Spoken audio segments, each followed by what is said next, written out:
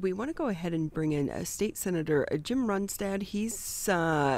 You were kind of ground zero for the storm. How are you, Senator?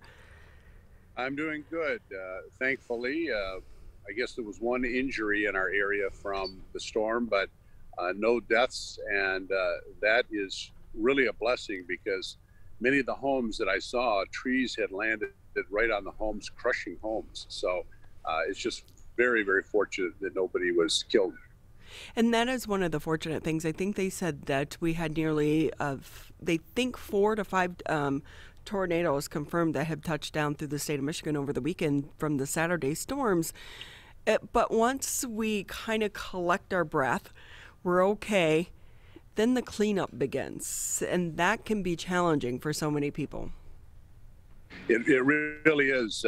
We have no electricity. I'm actually about 5 miles away from the home in order to be able to connect. And so there's people that don't have generators. They have no electricity. They have water in the homes. I had 2 neighbors completely flooded because a tree landed on the roof, allowing the water to come gushing in. Another one, the whole roof a big part of the roof was torn off. And I've seen this all over in the subdivision behind us, roofs torn off, which means the water poured in. So they're dealing with no electricity, water in the home, trees down everywhere. So yeah, it's very devastating. And we should point out today it's going to be about 90 degrees. A little hard to try to tackle some of these cleanup duties. It's going to be very hard because this is strenuous work. Just trying to get limbs collected up yesterday with not that temperature was tough. It's going to be very tough in 90-degree weather. So other than having no electricity at your home, were you guys pretty much undamaged? No, we had a barn that was hit. The back of our house was hit, but nothing like I've seen with neighbors where it was just absolute devastation. Ours is certainly going to be something we can deal with, but I had neighbors that were so distraught because they've lost, mementos and things that can't be replaced inside their homes. So it just really was random in terms of how it attacked. I mean, one house could be just a little bit in that path and be torn apart, and another one mostly unscathed. So it's just how these things work. It really is crazy, Mother Nature, how it does work. And as someone who has covered so many tornadoes, it's the same scenario, which you just described. Were you home Saturday night when it came through? Actually, my wife was home, and I was visiting a friend. The warning went off, and we came inside, and he's got kind of a fortress-style home, so we weren't too worried about that. But I was looking out the windows, was just a blinding whiteness. You couldn't see anything. And as soon as it cleared, I saw my wife had texted me to come home. And so I tried to get home. Every path I took was blocked. I had to go this circuitous route and zigzagging down dirt roads around trees, and finally got home, and she was very happy to have me at the house because it was just so devastating. We just didn't know what it all meant till we had time to really digest it. But yeah, it was a terrible night, terrible yesterday. And, when we think about so many of these families, especially the ones when it comes to flooding, because we know, a lot of people too, their basements are flooding for the 2nd and 3rd time in like just so many weeks as well. But on top of that, if we can kind of put on your senator hat, if I can talk to you a little bit more about some of the bills that you're pushing forward and having to do with our infrastructure, because we know Michigan is not sitting pretty when it comes to our roads and our bridges, especially our bridges. Yes, we just allocated a record amount of money to repair these bridges. We've got some of the worst bridges in the nation, and I'm so pleased that of the money that we're getting from the federal government, it concerns me greatly, the totality of it, and then some of it's money that I think could be evaporated if it isn't used properly.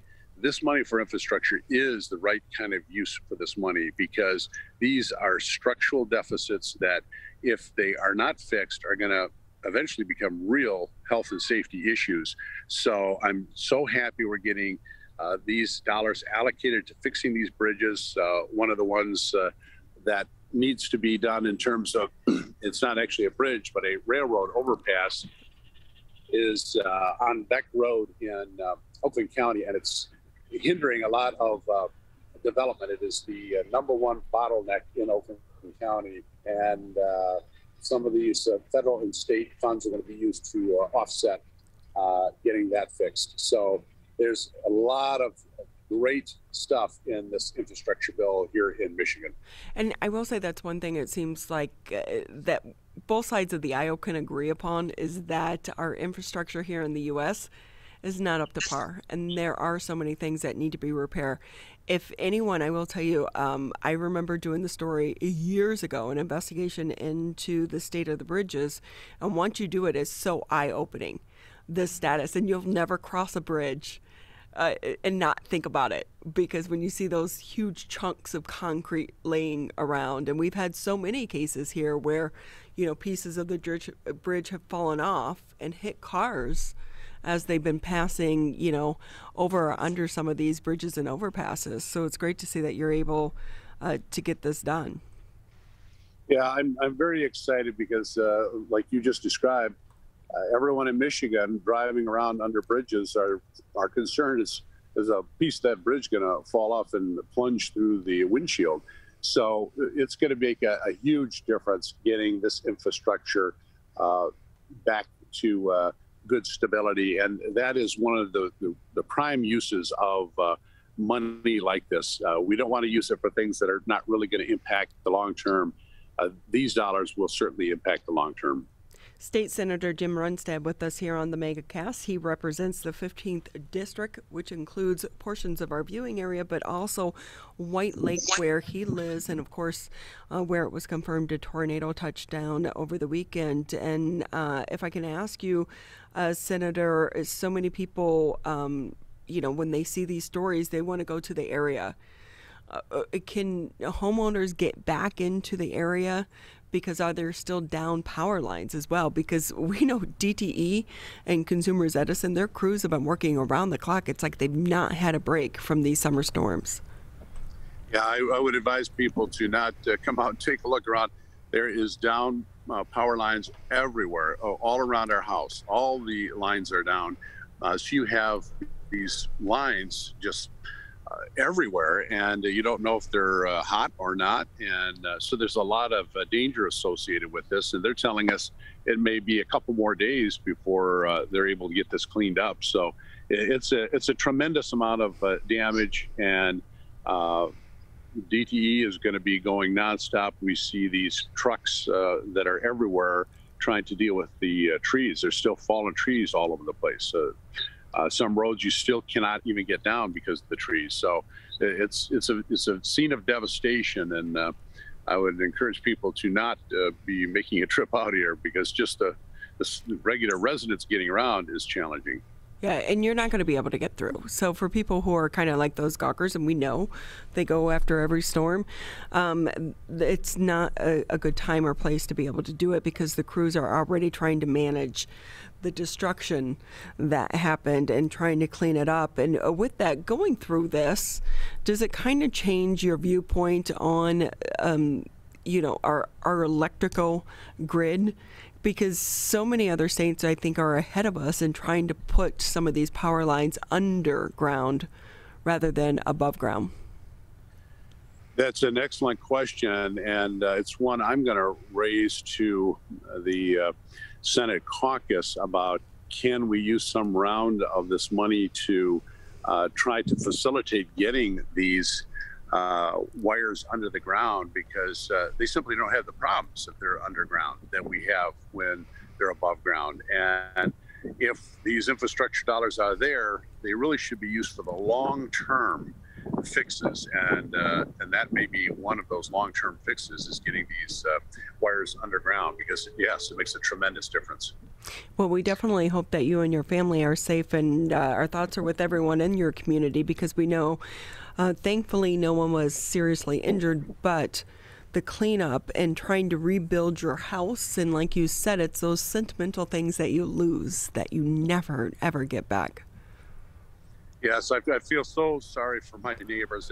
They're the best people you could ever want for neighbors, and they're just absolutely devastated at the losses that they've experienced. So, yeah, our hearts and prayers go out to them, and we'll do what we can do. I was amazed at how many neighbors came out with chainsaws, and that we're going around neighbor to neighbor and trying to at least get the main shrubs and trees out of driveways so people can get in and out.